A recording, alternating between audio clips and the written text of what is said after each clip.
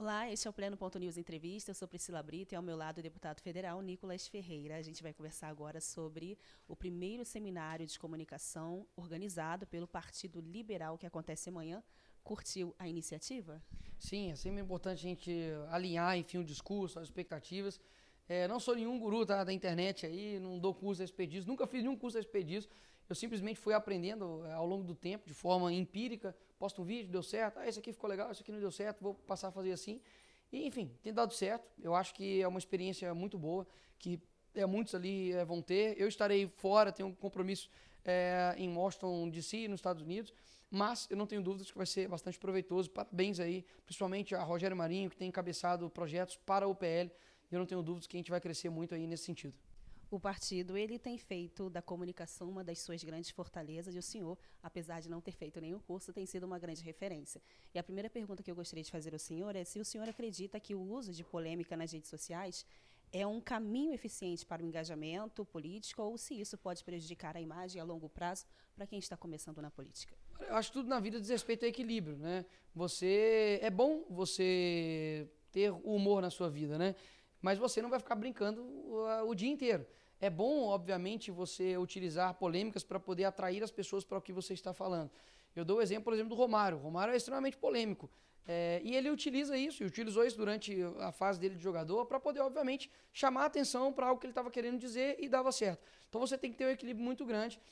Eu mesmo faço isso, você pode ver os meus vídeos, alguns vídeos de fato são para atrair algumas pessoas, mandar uma mensagem rápida, mas alguns outros são mais elaborados para poder dar uma profundidade e trazer uma mensagem que as pessoas precisam ouvir. Então, ao longo do tempo, você vai administrando isso para que, óbvio, poxa, até o lúdico ele tem que ter um propósito. Não pode ser engraçado por ser engraçado. Tem que ser, talvez, um engraçado que leve um sentido. Né? Isso que eu acredito que é o grande desafio de quem está, digamos assim, querendo fazer com que a sua rede social seja eficaz. E é claro, a política ela tem a performance, a política ela tem o bom humor.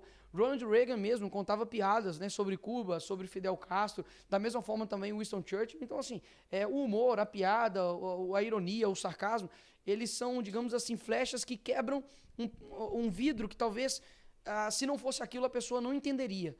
E eu acredito que esse é o grande segredo para você ir administrando e alcançando as pessoas. Foi isso que o senhor utilizou hoje no discurso, ali na Câmara dos Deputados? Então, eu estava falando que golpe e fui dando vários exemplos, né? Para mim, eu falei, olha, golpe por exemplo, gastar 16 bilhões com Lei Rouanet e falar que falta dinheiro para a segurança pública.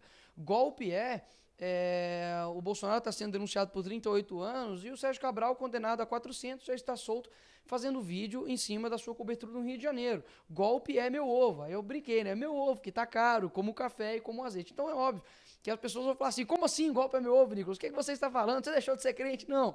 Veja o vídeo que você vai entender, mas talvez pessoas que nunca viriam esse discurso vão acabar, enfim, sendo atraídos por isso daí. E por quê? Porque a mensagem principal é maior do que essa, digamos assim, essa isca que eu fiz. Deputado, quais foram os maiores desafios que o senhor enfrentou ao criar imagem, ao criar e consolidar a sua imagem nas redes sociais?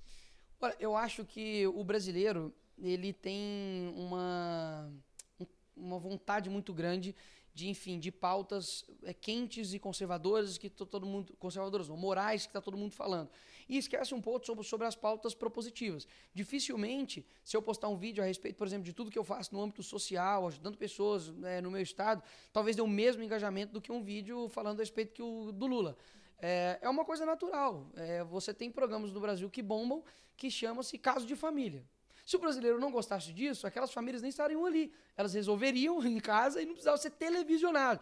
Ah, você só queria comer hambúrguer. Entende? Ou seja, o brasileiro gosta disso. Então eu não posso ignorar a realidade do meu povo e do meu país. Então eu vejo que a gente, enfim, tem um desafio muito grande de mostrar o lado propositivo também, que muitas das vezes não chama tanta atenção quanto a polêmica.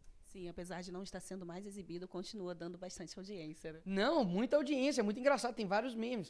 Se você pega, por exemplo, o próprio Big Brother, o que é o Big Brother? É um monte de gente à toa, né, que foi pra lá pra poder ficar comendo de graça, pra poder ficar ali falando um monte de coisa, e simplesmente o povo vê isso. Assim, são poucos países, senão eu acho que o Brasil é o único país que tem ainda Big Brother Brasil. Tipo, e as pessoas ficam alucinadas nisso. Então, se o povo brasileiro não gostasse de polêmica, jamais ele ligaria a televisão pra isso. Para a gente finalizar, na sua opinião, qual é o principal erro dos políticos ainda, perdão, na sua opinião, qual é o principal erro que os políticos ainda cometem ao tentar se comunicar com o público nas redes sociais? Eu acho que é tentar pregar para convertido, né? Existem pessoas que já concordam com você, você precisa alcançar outras pessoas. Então, eu acho que, e não como uma estratégia política, tá? Mas é porque é minha opinião. Eu acho que hoje, quando você tem uma opinião de senso comum, uma opinião equilibrada, isso é considerado revolucionário.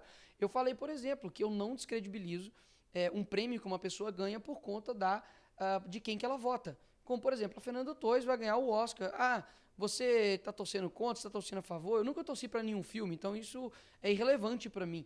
Mas eu não vou falar que ela é uma má atriz porque ela vota na esquerda. Assim também como uma pessoa de esquerda não gostar do Neymar e falar que ele joga mal porque ele votou no Bolsonaro. Percebe?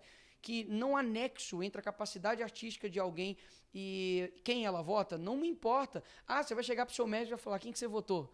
Né? Assim, se eu for fazer a cirurgia, eu vou perguntar, porque vai que, né? Mas assim, a capacidade dele, você não vai conseguir tirar isso. A pessoa pode, enfim, se for assim, você não vai poder ver nenhum filme de Hollywood, porque a maioria deles são de esquerda. Então, eu dei essa entrevista, tem que ver essa declaração. Parece que o senso comum hoje virou assim algo revolucionário. Eu falar talvez o óbvio e algo equilibrado, né? Então, eu acho que a grande dificuldade é que as pessoas só ficam falando para elas mesmas, somente para o público delas. E a gente precisa alcançar mais pessoas, que eu acho que é o foco. Esse foi o nosso bate-papo com o deputado federal Nicolas Ferreira. Muito obrigado. O primeiro seminário de comunicação do Partido Liberal acontece no dia 20 e 21 aqui em Brasília.